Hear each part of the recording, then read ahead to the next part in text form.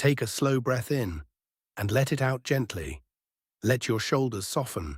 Let your jaw relax. Let your hands rest wherever they are. There is nothing you need to fix right now, nothing you need to chase, nothing you need to figure out before morning. For now, all you have to do is listen, breathe, and drift slowly into a quiet place. Tonight's story begins in a small village called Bellmere, hidden between rolling hills, silver streams, and fields that changed color with the seasons. In spring, Bellmere smelled of rain and wildflowers. In summer, the fields were golden, and the windows stayed open late into the evening. In autumn, smoke curled from chimneys, apples filled wooden baskets, and the trees along the roads turned copper, amber, and deep red. But our story begins in early autumn, on an evening when the air was cool, the sky was clear, and the first stars were beginning to appear above the hills. Bellmere was not a loud place. It was a place of small sounds: the soft ring of the bakery bell, the sweep of a broom across a doorstep, the creak of wagon wheels over cobblestone. At the center of the village stood a fountain made of pale grey stone, and everything in Bellmere seemed to circle back to it. Tucked into a quiet corner of the square, between an old tailor's shop and a narrow lane leading down toward the river, was a little bookshop called the Lantern Page. The bookshop belonged to a young woman named Mara. She had inherited it from her grandfather, who had spent his whole life collecting books, repairing books, selling books, and reading books aloud to anyone who had time to listen. He used to say that some books were windows, some were doors, and some were lanterns. The Lantern Page was small, but it was loved. The front door had a little silver bell that rang softly whenever someone stepped inside. The floorboards creaked in familiar places. The shelves leaned slightly, as if tired from holding so many stories. Mara loved finding notes tucked inside old books, a recipe copied on folded paper, a pressed flower, a letter never sent. She believed every old book carried more than one story, the story printed on the pages, and the story of every person who had once held it. Most days, Mara was content. The bookshop was a peaceful life, a gentle life, and for many years that had been enough. But lately, something inside Mara had begun to feel restless. Not unhappy, not exactly lonely, just restless. She would find herself staring out the front window long after a customer had left, watching leaves move across the square. She would pause while locking the shop at night, looking up at the stars as if one of them might be trying to tell her something. It was like standing on one side of a closed door and hearing music on the other side. Soft music, distant music, music that seemed meant for her. One evening, after a long day in the shop, Mara was preparing to close. The sky outside had turned lavender grey. The last gold of the sunset rested behind the roofs, and the lanterns in the square were beginning to glow one by one. Mara was stacking a few books near the counter when the bell above the door rang. She looked up. An elderly woman stepped inside. She wore a soft grey shawl around her shoulders and carried a wicker basket covered with a white cloth. Mara smiled immediately. Mrs. Vale had lived in Bellmere longer than almost anyone could remember. She was small, careful in her movements, and had silver hair pinned neatly at the back of her head. Her cottage stood at the edge of the village, surrounded by herbs, roses, and plants that always seemed to bloom a little earlier than everyone else's. People came to Mrs. Vale for teas, tinctures, advice, and sometimes simply for comfort. She had a way of listening that made even worried people speak more slowly. Mara came around the counter. Mrs. Vale smiled. The old woman placed the basket on the counter and lifted the cloth. Inside were small bundles of dried lavender tied with white thread. The scent rose gently into the shop. Mara closed her eyes for a moment. It was soft, clean, and sweet, like summer twilight, like fresh linen, like peace. Mara opened her eyes. Mara opened her eyes and looked at Mrs. Vale kindly. Mara almost laughed, but something in Mrs. Vale's face made her stop. The old woman was not joking. After a moment, Mara nodded. Mrs. Vale covered the basket again. Then, as simply as she had arrived, Mrs. Vale walked to the door. The silver bell rang as she stepped outside. Mara stood alone in the bookshop, holding the lavender bundle. For a while she did not move. The shop around her was familiar. The shelves, the counter, the old clock, the brass key hanging beside the door. Everything safe, everything known. But the map lay open before her, and beyond the shop window the first full moon of autumn was rising over Bellmere. Mara felt the restlessness again. Only now it did not feel like discomfort. It felt like invitation. She closed the shop carefully. She covered the front table, checked the stove, locked the back door, and placed the day's coins inside the little wooden box beneath the counter.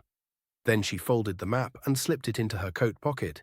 She tucked the lavender bundle safely into the same pocket, wrapped a navy shawl around her shoulders, and stepped into the night. The village square was quiet. The fountain murmured under the moon. Mara stood for a moment in front of the lantern page. The sign above the door creaked slightly in the breeze. For the first time in a long while, she felt like she was not simply going home. She was going toward something. She began walking north. The northern hills rolled gently ahead of her, silver beneath the moon. The air was cool enough to make her cheeks feel awake. It smelled of damp earth, wood smoke, and fallen leaves. Somewhere far away, an owl called. The last cottage had a warm light in the upper window, and as Mara passed it, she saw a cat sitting on the sill, watching the night with yellow eyes. She whispered to the cat. The cat blinked once, as if giving permission for her journey to continue. Then the road left Bellmere behind. Mara walked slowly, not because she was tired, but because the night asked her to. At the top of the first hill, she turned around. Bellmere lay behind her, small and golden. The windows of the village glowed like warm stars gathered on the earth. For a moment, Mara felt a little tug in her chest. Home. Safe. Familiar home. Then the lavender in her pocket released a soft breath of scent. She placed her hand over it, turned back toward the northern road, and continued. The road eventually became a path. The path passed between two low stone walls covered in moss. Beyond them stood the woods. Mara paused at the entrance. The trees were tall and close together, their branches woven into a dark canopy. The path disappeared beneath them, lit only by patches of moonlight that fell through the leaves. She took out the map. The ink lines showed the same woods, drawn with tiny curling branches. Just inside the tree line was a marking for the old well. Past that, the path turned toward the river and the stone bridge. Mara folded the map again, then she stepped into the woods. The change was immediate. Outside the woods, the night had felt open and bright. Inside, it became deep and still. The air was cooler under the trees. The smell of fallen leaves and bark surrounded her. Every footstep sounded softer on the earth. Mara moved carefully along the path. She did not feel afraid. The woods were not unfriendly. They were simply old. Old things do not always speak quickly. They take their time. Whenever she felt uncertain, she touched the lavender in her pocket. The scent seemed to guide her breath. Slow in, slow out, step by step. A rustle sounded nearby. Mara stopped. From beneath a fern, a small fox appeared. It was red in daylight, perhaps, but under the moon its fur looked silver-orange, and the tip of its tail was white as milk. The fox looked at Mara with bright eyes. The fox blinked. Then it turned and trotted ahead along the path. Mara watched it go. After a few steps, the fox stopped and looked back. Mara smiled. The fox gave no answer, of course, but it waited. So Mara followed. The fox moved easily through the woods, always just ahead, never too far. Its paws made no sound. Its tail lifted like a small flag in the dark. Soon the trees opened into a clearing.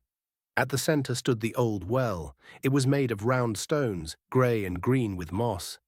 A broken wooden roof leaned above it, and a bucket hung from a rope so old it looked like part of the shadows. Mara approached slowly.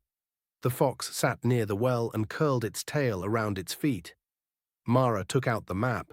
Yes, this was the place. She looked into the well. At first, she saw only darkness. Then, far below, she saw a small reflection of the moon trembling on water. The well seemed deeper than it should have been. The water below shimmered. A breeze moved through the trees. The lavender in her pocket warmed against her hand. Then the fox stood, turned, and continued down the path beyond the well. Mara followed. The path sloped gently downward. The sound of water grew clearer. The trees thinned ahead, and soon Mara saw the stone bridge. It arched over the water, graceful and pale beneath the moon. Ivy climbed along its sides. It looked abandoned, but not broken, as if it had been waiting quietly for anyone who remembered how to find it. The fox crossed first. Mara stepped onto the bridge. Halfway across, she stopped. The river below reflected the sky so perfectly that it looked like another night was flowing beneath her. Stars trembled in the water. The moon stretched into a long silver path. Mara leaned gently over the side. The river made a soft, patient sound. For a moment she thought of all the days that had passed through her life like water. Ordinary mornings, quiet afternoons.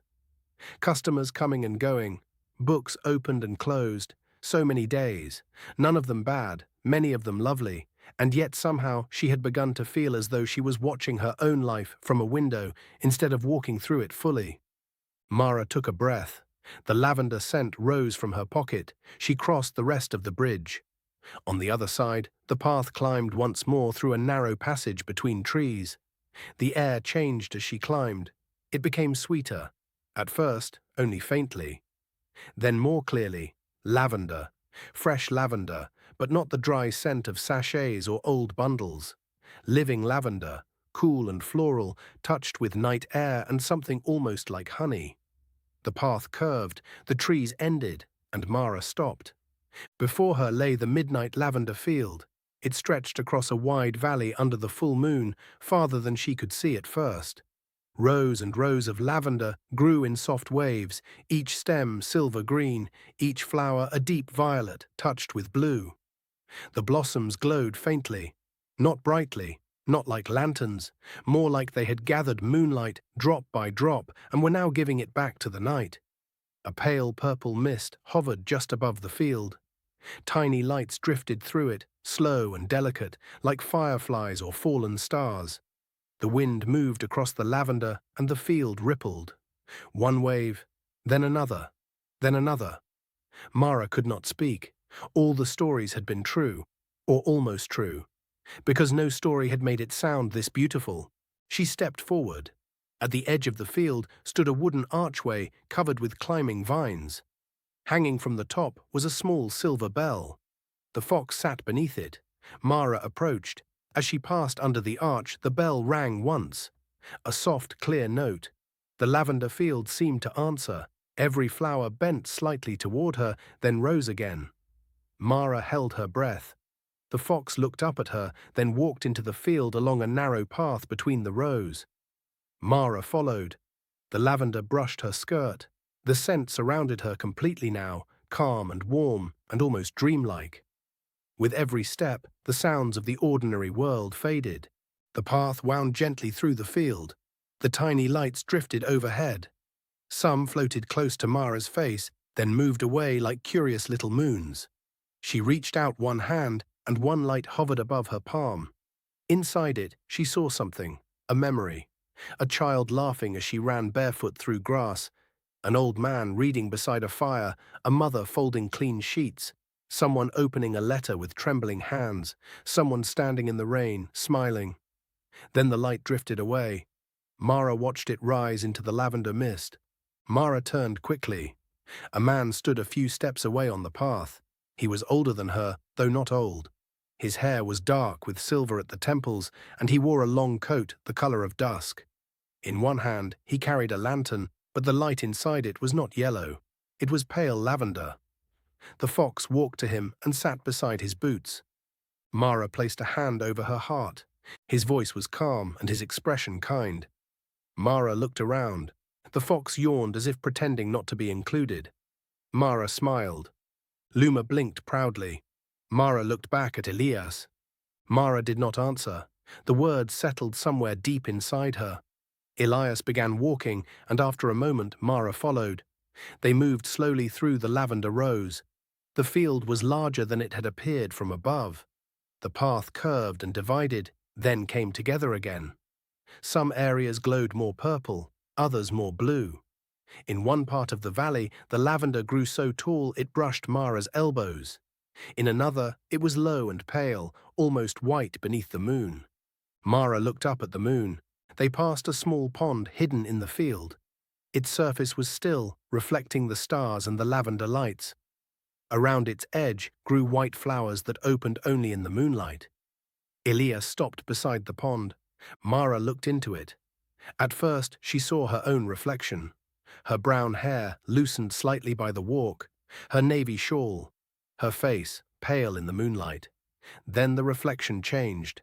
She saw herself in the bookshop, standing at the window, staring out. She saw herself closing a book, but not remembering the last page she had read. She saw herself smiling at customers, then becoming quiet after they left. She saw herself walking home the same way every night, cooking the same soup, lighting the same lamp. The images were not sad, but they were still. Too still.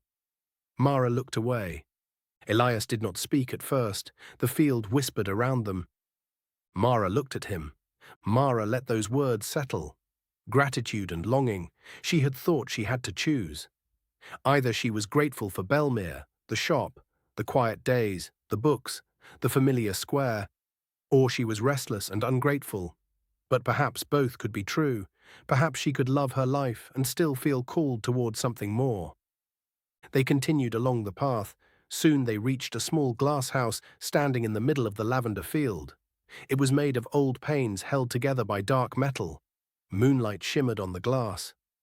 Inside, Mara could see plants she did not recognize, their leaves silver and their flowers shaped like tiny bells. Elias opened the door. Warmth met them. The glass house smelled of lavender, mint and rain. Inside were shelves of small clay pots, each labeled in careful handwriting. Mara moved slowly, afraid to touch anything. He guided her to a wooden table at the center of the room. On it stood several empty pots, a bowl of dark soil, and a small packet of seeds. Mara looked at the seeds. They were tiny, pale, and almost weightless. Mara smiled a little. Mara did as he said, scooping soil into the pot with a small wooden spoon. The soil was soft and rich, smelling of earth after rain. She picked one seed from the packet. It nearly disappeared against her fingertip. She placed it in the soil. Elias handed her a small silver watering can. The water inside shimmered faintly. Mara poured a few drops into the pot. For a moment, nothing happened. Then the soil moved. A tiny green shoot appeared. Mara gasped softly.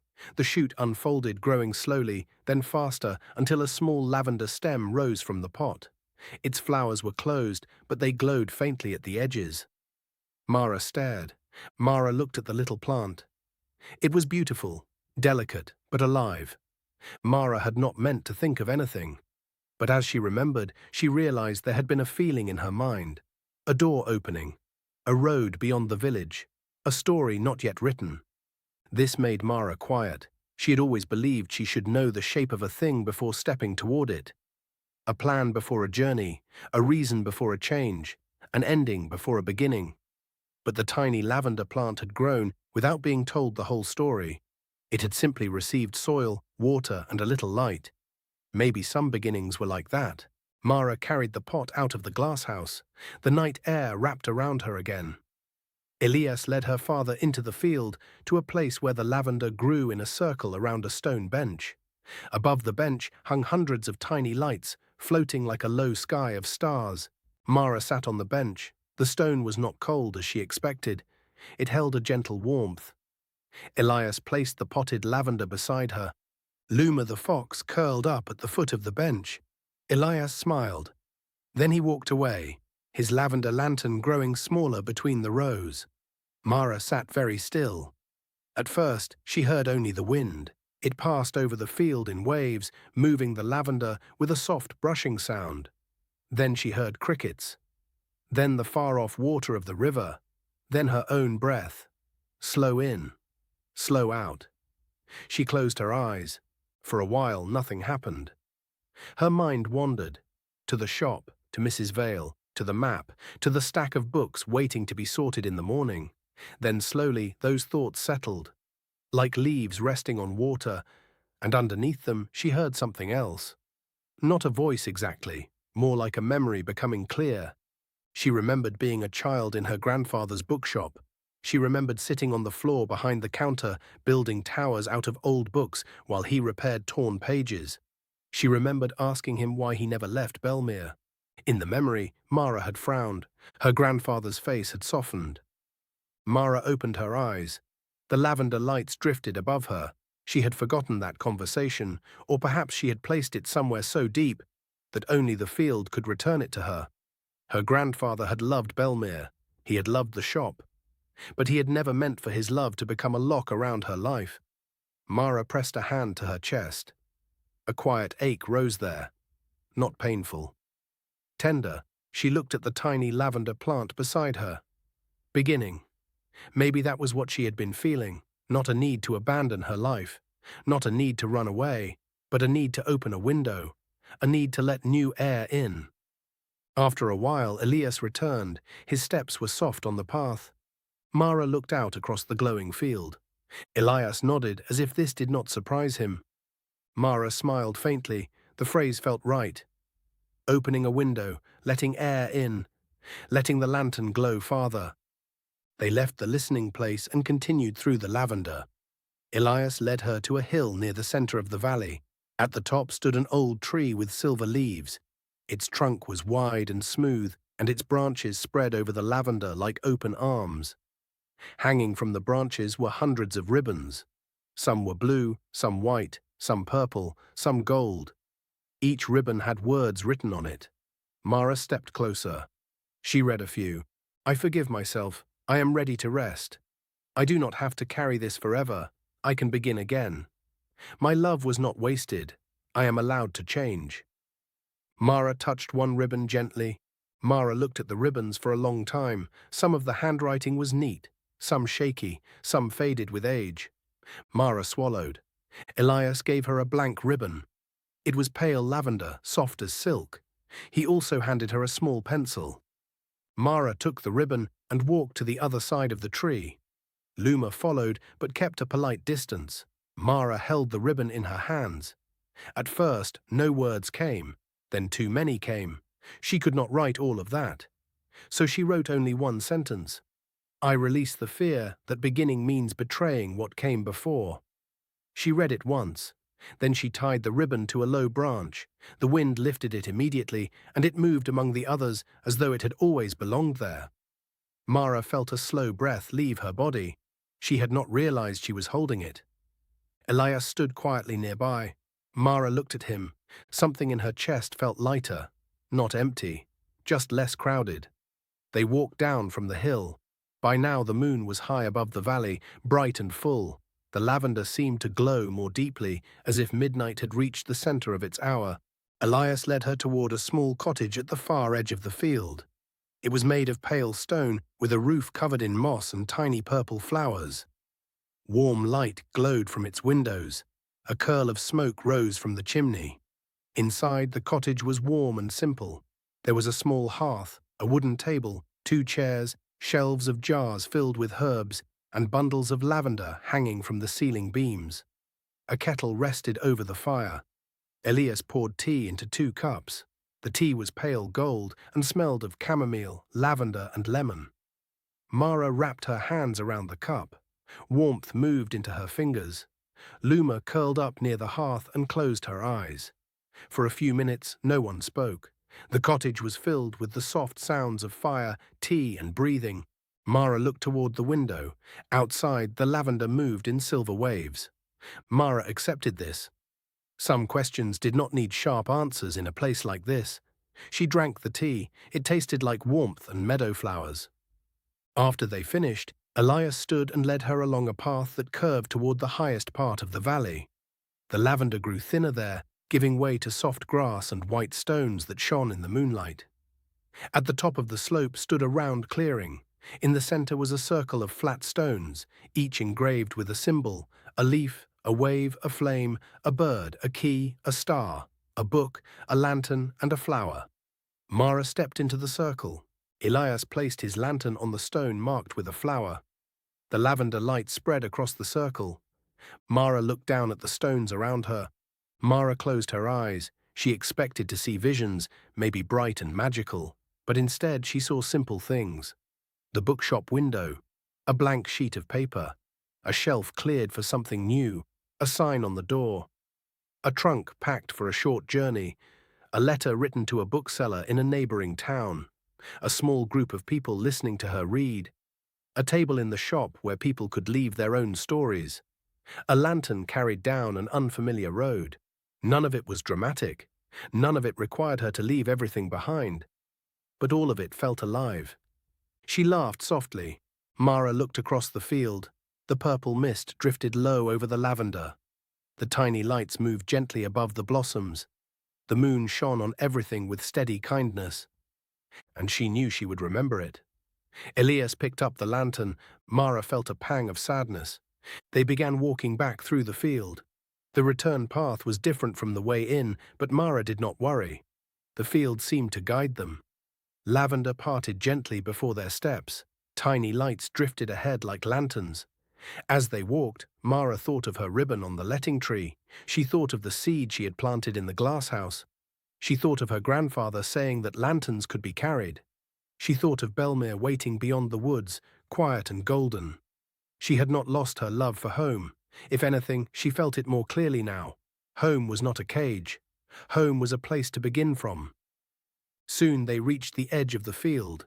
The wooden archway stood there, covered in vines, the silver bell hanging from its center. Luma the fox sat beneath it. Elias handed Mara the small potted lavender plant she had grown in the glasshouse. Mara held it carefully. Its tiny flowers were still closed, glowing faintly at the edges. Mara nodded. She looked at Luma. The fox blinked, then stepped forward and briefly touched its nose to the hem of Mara's skirt.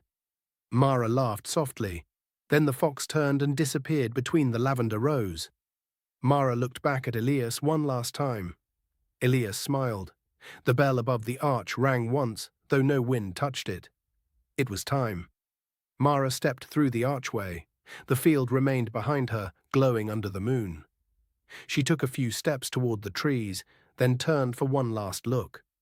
Elias stood at the entrance, lantern in hand. He lifted it slightly in farewell. The lavender lights rose around him. For a moment, the entire valley shimmered. Then the mist moved, and the field became softer, farther away, like a dream one remembers only by its feeling. Mara entered the trees. The path back seemed easier. The woods were still dark, but no longer unfamiliar. The branches moved gently overhead. The moonlight marked the way in silver pieces. She crossed the stone bridge again. The river still carried the stars. At the center of the bridge, she paused.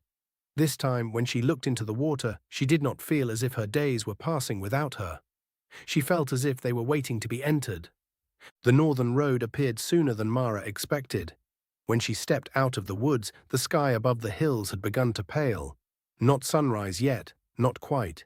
But the deep blue of night had softened at the edges. Mara walked down the hill toward Bellmere. The village was still asleep. Chimneys were quiet, windows were dark. The fountain in the square murmured as always, steady and familiar.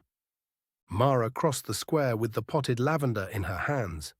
At the lantern page, she unlocked the door. The silver bell rang softly. The bookshop smelled of paper, wood, and the faint lavender bundles Mrs. Vale had left behind. Mara stood inside for a moment. Everything looked the same. The shelves, the counter, the old clock, the front window, and yet everything felt different. Not because the shop had changed overnight. Because she had. She walked to the front window and placed the lavender plant on the sill. Morning would find it there. Before going upstairs to her rooms, she took a blank sheet of paper from the drawer. At the top she wrote, "The Lantern Page, Story Evenings." Then she paused, smiling. Below that she added, "Bring a memory, a letter, a poem, a family tale, or a story you have never told." She looked at the words. They were simple, only a beginning. But beginnings did not have to be large. She set the paper on the counter. Then she climbed the narrow stairs to her room above the shop. Her bedroom was small and peaceful, with a slanted ceiling, a quilt folded at the foot of the bed, and a round window facing the rooftops of Bellmere. Mara removed her boots. She washed her face. She brushed her hair. Then she climbed into bed just as the first soft light of dawn touched the sky. Before sleep took her, she thought of the lavender field moving under the moon. She thought of the letting tree, the mirror water, the glasshouse, the tiny seed growing in the pot. She thought of Elias saying, "A good life can still grow." And as Mara drifted into sleep, the room filled with the faintest scent of lavender. So now, as this story comes to rest, imagine that same field waiting beneath the moon. The rows of lavender moving gently in the wind. The soft purple mist resting low over the blossoms. The tiny lights drifting like stars close enough to touch. The old stone bridge over the river. The quiet woods. The village of Bellmere sleeping peacefully beyond the hills. And somewhere in the window of a little bookshop, a lavender plant blooming in the morning light. Let yourself rest there for a moment, in the hush between one day and the next, in the place where nothing needs to hurry, where beginnings can be small, where good lives can still grow, where whatever you are carrying can become a little lighter. Breathe in slowly, and breathe out. The field is quiet, the moon is kind, the path is safe, and you can rest now. Let the lavender move softly in the night. Let the stars drift above the valley. Let the river carry away the last thoughts of the day. You do not need to hold everything tonight. You do not need to know the whole road, only this moment, only this breath, only this gentle, quiet dark. And as sleep comes closer, imagine the lavender lights floating one by one into the sky. Softly, slowly, peacefully, until the field, the village, the bookshop and the moon all become part of a dream. A dream of purple flowers, warm lanterns, open windows, and a heart finally remembering how to rest. The night is calm, the story is safe, and you are allowed to sleep. The story is complete now. Everything I is love home. is already here. The lavender Because plant what sits I in the love window. is in the The Lavender lantern is glows used softly books in the are in lantern here, page, and so am and I. somewhere, For far headache, beyond the lantern northern doesn't have hills, to for stay the in one Midnight drawers, place Lavender to give Field light, does it? continues For its quiet restless work hearts. beneath Lanterns the are meant to moon. be carried. You And have now been the looking out story the releases window you, more than gently, usual, the way a hand and you have opens, forgotten the way to a eat breath lets lunch go. 3 You do not need times to hold this on to week. any of it. Midnight The I know story will many keep itself. things. It always It is does. the only one So I let have. yourself settle a little more A map. deeply into where you are, Many into true the warmth things beneath begin you, as into the stories. softness around you, A into this long moment time which ago. asks nothing of you at all. Quiet Breathe in and slowly. kind. Let the air fill you Because the from the moon bottom will be up, full your belly tonight. first, then your Because the chest, sky then your will be shoulders clear. lifting just slightly at And the top. because you are And ready breathe to out find it. all the way, Yes. long and slow, Far like the enough to last feel note like of a a song journey. held until it dissolves Not into far silence. enough to fear. Again, in Take and this. out. Let Hold your it body when become you need heavier with each courage. breath, not To heavy the with quiet. effort, heavy with It rest. knows the The path. kind of heaviness that belongs to Good. things that have come home. Wear A warm stone shoes. at the bottom of a still lake, The a grass seed will pressed be into wet. dark, warm soil, a door that has finally closed for the night. You are allowed to stop now. Whatever you are carrying today, the things you finished, the things you didn't, the things you said, the things you wished you had said differently, you can set them down, not forever, just for tonight, just for this breath. And the next one, the lavender field holds things for people. That is what Elias said. It remembers so they do not have to. You can let it hold something for you too if you like. Whatever is heaviest, whatever has been sitting in the back of your mind all day, quiet but persistent. You can imagine writing it on a pale ribbon, soft as silk, and tying it to the letting tree at the top of the hill. It will still be there when you need it. The field does not lose things. It only keeps them safe while you rest. So rest. Let your eyes be still behind your closed lids. Let the small muscles of your face soften. The ones around your eyes, the ones along your jaw, the ones at the corners of your mouth. Let them go, one by one, like small lights being gently turned down. Let your neck soften, your shoulders, the long muscles along your back, your arms heavy and warm, your hands open and still, your legs resting, your feet quiet, all of you here, all of you resting. Imagine, if you like, that you are lying in the lavender field, not walking through it, simply lying in it. The ground beneath you is soft and warm. The lavender surrounds you on all sides, a low purple sea, breathing gently in a breeze you can barely feel. The moon is above you, full and kind. It does not ask you to look at it. It only shines, steady and patient, the way it has always been. The tiny lights drift above the field. Some float close, some drift far. They do not need your attention. They are simply there, the way stars are simply there, not for any purpose, only because they are. The field is quiet, not empty, full of small sounds, the soft movement of lavender, the distant murmur of the river, the occasional call of something far away in the dark, gentle and brief, not asking for anything. You are safe here, completely safe. Nothing is required of you. Nothing is expected. You are not on your way somewhere. You are not late for anything. You are simply here, in this field, under this moon, breathing this air that smells faintly of lavender and night and something older than words. Breathe in and out. Let your thoughts come if they come. Do not chase them. Do not push them away. Let them arrive the way clouds arrive, drifting in from somewhere, moving slowly across the sky, and then continuing on. You do not have to follow them. You only have to breathe, in and out. You are doing beautifully. There is nothing to do. There is only this. The breath, the warmth, the quiet field, the patient moon. Let yourself drift now, not away from something, toward rest, toward the deep, dark, warm place where sleep lives. It is not far, it never is. It has been waiting for you all day, patient as lavender, quiet as moonlight. You are almost there. Let your breath slow a little more. There is no hurry. Sleep is not a destination you have to rush toward. It is more like a tide. It comes when it comes, and it comes more easily when you stop swimming. So stop swimming. Let the field hold you. Let the night hold you. Let the warmth beneath you hold you. You are held. You have always been held. Even on the days when it did not feel that way, something was holding you. The ground beneath your feet, the air in your lungs, the quiet fact of being alive. Tonight, let yourself feel it. You are held, you are safe, you are